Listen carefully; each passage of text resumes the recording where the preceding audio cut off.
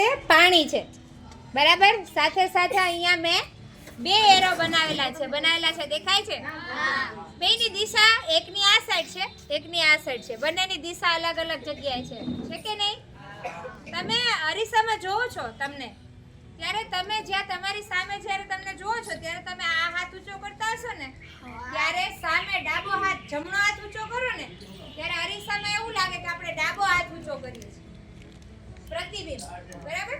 તો આપણે એવી જ રીતે અહીંયા એક માધ્યમમાંથી, પાણીના માધ્યમમાંથી પ્રકાશ જ્યારે પસાર થાય છે, આ જે છે પ્રકાશ અહીંયા સીધો આ ચિત્ર જે છે, અહીંયા તમને એરો છે, એક આ બાજુ એરો છે, આ બાજુ એરો છે, ઈ એરા ઉપર સીધો એક માધ્યમ આવી જાય છે, તો તમને એરો છે ચેન્જ થયેલો જોવા મળે છે, દેખાય છે?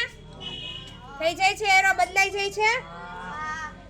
એક માધ્યમમાંથી બીજા માધ્યમમાં જ્યારે પ્રકાશ પસાર થાય ત્યારે એનું વ્યતિકરણ થાય છે.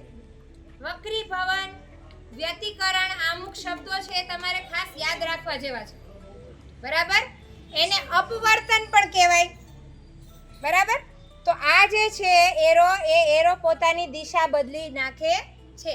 એક માધ્યમમાંથી બીજા માધ્યમમાં જ્યારે પણ પ્રકાશ થાય ત્યારે કોઈ એક વસ્તુ છે એ વસ્તુ પોતાની દિશા બદલી નાખે છે. એરો છે તો એરોએ પોતાની દિશા બદલી નાખી, એવી રીતે હજી એક વસ્તુ આવશે. પણ તમે કીધું આમાં તો એરો બદલાણા, તો આ આખો કલર પટ્ટો બદલાઈ જાય ખરો? જોવાનું કે આખો પટ્ટો બદલાય ખરો? તો આખો પટ્ટો પણ બદલાઈ જાય છે, એટલે કે આખો અહીંયા પણ આનું પણ એવી જ રીતનું થાય છે. હવે અહીંયા તમને કલર કેવી રીતના દેખાય છે? રેડ અને બ્લુ, બરાબર. તો એને જ તમે અહીંયા રાખવામાં આવે તો બદલાય છે, બદલાઈ ગયો, ચેન્જ થઈ ગયો. તો ઘરે જઈને મમ્મીને પપ્પાને જાદુ બતાવશો અને કહેશો કે આ પ્રકાશના અંદરનું જે પાણીનું માધ્યમ છે એના કારણે આ દિશાઓ જે છે એ બદલાઈ જાય છે. સમજાણું? એટલે ખાસ કરીને પ્રકાશનું વ્યતિકરણ અને વ્યુત્ક્રમણ કહી શકાય, અને સાથે સાથે વક્રીભવન પણ કહી શકાય, બરાબર. તો હવે બધા એક પછી એક આ તમે જ પ્રયોગ કરીને જુઓ.